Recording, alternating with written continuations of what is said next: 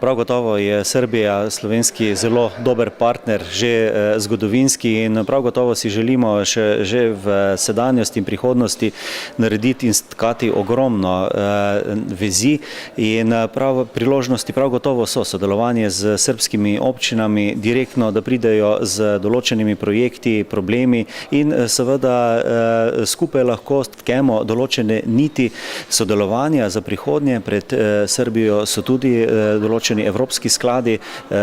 pristopni fondi in vse ostalo, tako da želimo si seveda sodelovanja in res realiziranih projektov v naslednjih 2-3 letih. Za slovenačke privrednike pokušavamo da napravimo dobar ambijent kao i za sve druge. Interesovanje naših ljudi iz lokalne samouprave je dosta veliko, uobičajeno. Očekuju naravno da druga strana dobro razume situaciju u kojoj se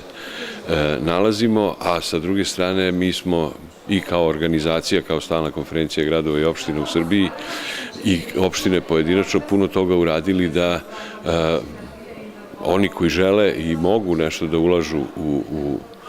naše opštine imaju bolji ambijent nego ranijih godina, i to je ono na čemu se puno radi, a vidjet ćemo kakvi će rezultati biti danas. Vi znate da smo mi i prošle godine bili ovde, da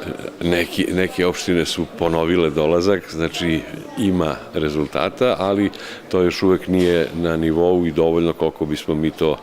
želeli, a sa druge strane svesni smo da i u Sloveniji ne cvetaju ruže baš, tako da je